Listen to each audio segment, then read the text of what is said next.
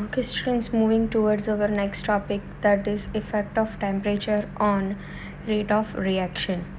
Okay, so till now we have seen 2-3 factors which are depending upon the rate of reaction. The number one that we have seen is concentration of the reaction, right? So when concentration of the reactant is influenced, it is depending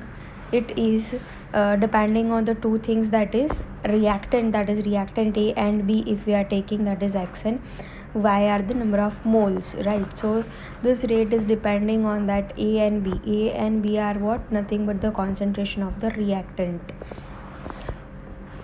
Okay, so again it also depends upon the pressure, that is gaseous reactant.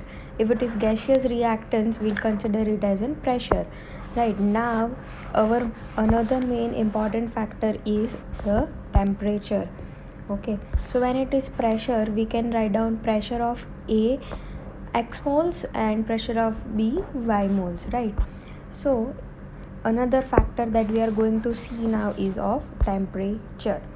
So it is usually observed that see, this is what at low reaction it happens, that the reaction is occurring, no doubt, that is reactant is converted into product, okay, at very slow rate. But if we at high temperature, what happens, that more of the reactants are converted into the product in short time. Okay, so that I here, as you can see, if the temperature is low at that time, what will happen, only few of the amount is converted into the product. Okay, but at high temperature we see over here that the conversion of reactant into product is more.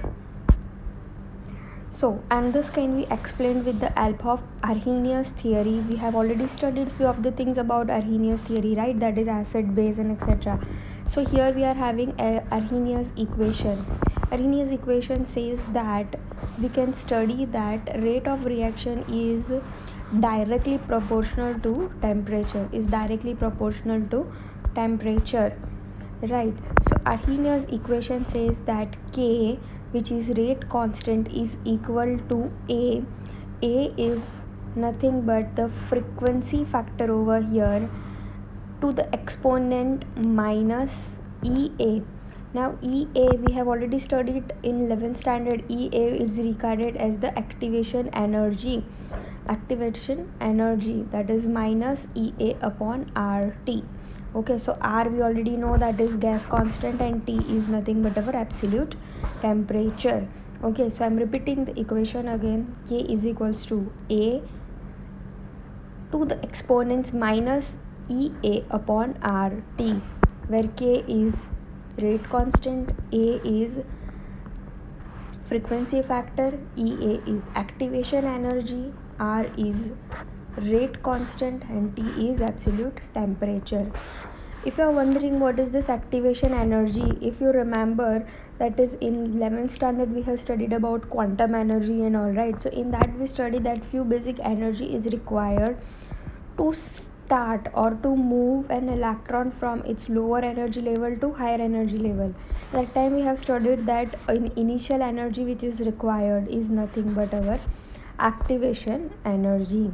So in order to understand this Arrhenius theory, or in order to understand this equation for that is Arrhenius equation, here we are taking one example in which chloryl, this is ClNO2, chloryl nitroxide reacts with nitrogen dioxide. Okay, chloride nitrogen dioxide reacts with nitrogen dioxide to form nitrogen dioxide and ClNO2 again in the gaseous form. So this is a reverse process, right? So how this process is going to take place? So here we see that actually what has happened over here, the Cl from here is migrated over here, right? So basically what has happened, if this is your molecular structure, then we know that the paired electrons are going to move from here to here. So what it is happening basically, so here you see that the bond is transferred over here, right? So here there is a breakage of bond, right? And this N is coming closer to this. Okay, so in this way what will happen, the bond which was present over here is transferred over here, and a new bond is formed between this Cl and this nitrogen. Okay, and in this way the product is obtained. Okay, so what happened, basically here there was one bond, here there was no bond, but ultimately the transition state is taking place and this bond is broken and a new bond is formed between this Cl and this nitrogen. Okay, so as this is forming a transition state, that is a shifting of ion, it is known as a transition state over here. Okay, so now if we are plotting our graph based on the same, that is energy versus reactant coefficient, reactant is over here. At one particular time there is a maximum energy which is known as an activation complex, and finally the product is formed. Okay, so the energy at which it reaches the maximum level, right, so that energy is known as EA, right, that is the activation energy. Now this is the starting point of formation of the product, right, so initially it was here, that is if suppose it is 10 and this is 15, so we can say that 5 is our activation energy, right. So same way, this is the minimum energy required to cause a reaction. To cause a reaction means if it is less than that, then reaction won't occur, right. So we can say that it is a minimum energy which is required to reaction to take the place of the reaction. Means if it is less than this energy, if this EA is less, up to 8 or up to 7.5 or something, then there is no means of the reaction, because there will be no formation of the product. But once it has reached this point, okay, so by that time what will happen, now the production will definitely start. Okay, so this is the minimum acceleration we can say that we are applying at initial stages. Okay, so here we see that when this was till here, we are having our EA, that is activation energy. Now the energy is decreasing, and ultimately a product is formed, right. So this negative energy, negative potential energy, is nothing but we are considering as delta H. Okay, so when A and B is reacting, we are getting product as C, and here delta H is negative. Definitely here this is a positive line of energy, and below that it is negative, right. So above this energy is positive and below this is negative, so that's why we are keeping a negative sign over here. Even though the reaction is spontaneous, for we know that if spontaneous reaction is there, then delta G, that is Gibbs free energy, should be negative. The reactant molecules still need to go through the transition state in order to react. Means even it is a spontaneous reaction, means if it is occurring very fast, but then also first initial stage, the activation energy or the transition state is necessary.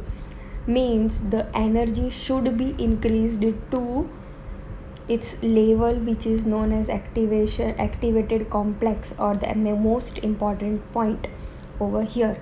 Okay, unless it is reaching here, the reaction won't occur. Once it is reached, definitely after that also energy is dropping, but it is fine. Once it is reached this point, if though the energy is decreasing, still the reaction will take place, even though it is a spontaneous reaction. Okay, means what, if the two balls, right, is to be reacted, I mean to be connected to each other, initially some force is to be applied, right, then and then only again it may combine with each other, unless it won't happen. So now according to the collision theory, what we see over here, that we know that particles are combining with each other and forming the products. Okay, so according to the collision theory, we know that all the particles should combine at once, right. So if we see this production, we see that the collision theory also supports that if the temperature increases, then the production also increases. If temperature increases, reactant will combine with each other more faster.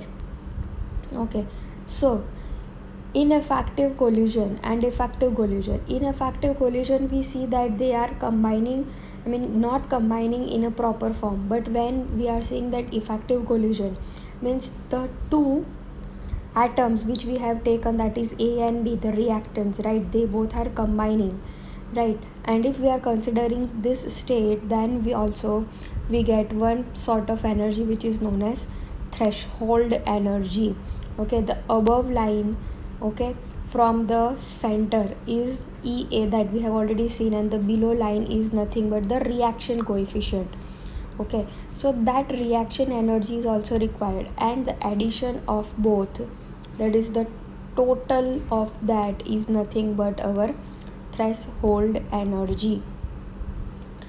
Okay, so by this, if we are plotting one graph at two different temperature, at temperature T1, we see that we are forming our graph something like this, and energy EA is formed over here.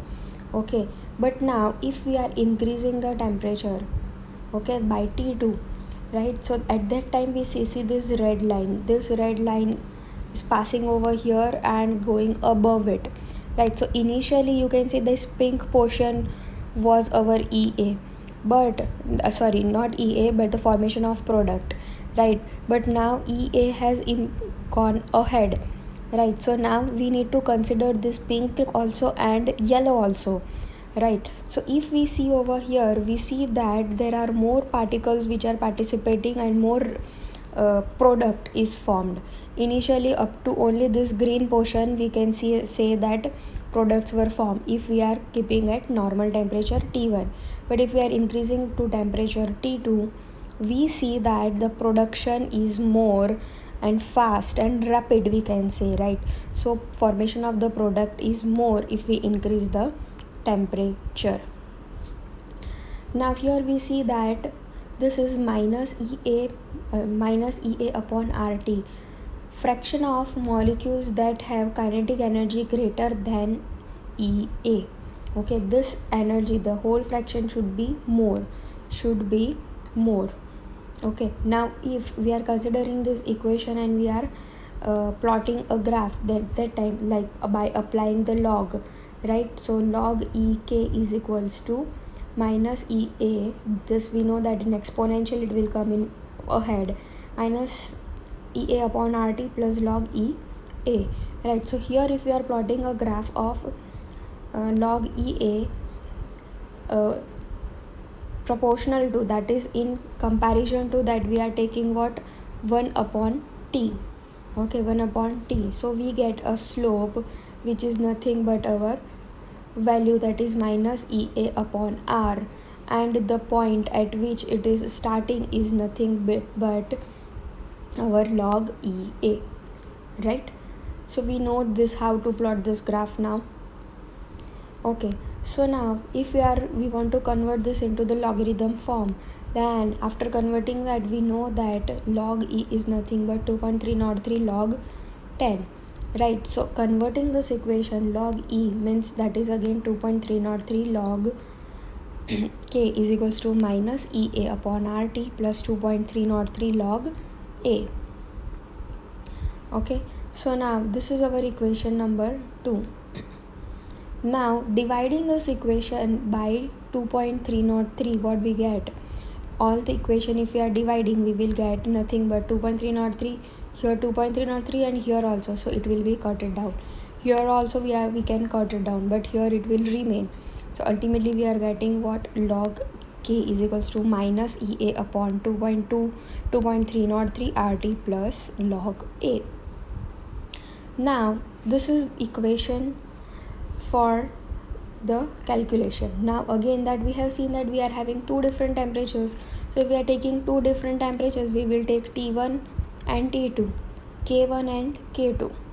Okay, so if we are taking that, and so we are getting these two equations, right? So if we are subtracting, now we know that temperature T2 is bigger, so we will be subtracting this B from A. right? So we can write down log K2 minus log K1 is equals to EA upon 2.303 RT1 minus EA upon 2.303 RT2. Taking out this common, we get our final equation something like this. Okay, so ultimately this form can also be written in a form of logarithm. Here we have seen in the form of subtraction, so finally we get this form of equation, that is log K2 upon K1 is equals to EA upon 2.303 R. Now here comes the variation, that is by taking the LCM, that is T2 minus T1 upon T1 T2. Okay, so this is what how we are affecting our, from this equation we can say that K, that is our potential, is definitely affected by our temperature. Okay, and if temperature increases, rate of reaction majorly increases, and if temperature decreases, rate of reaction will decrease. Thank you.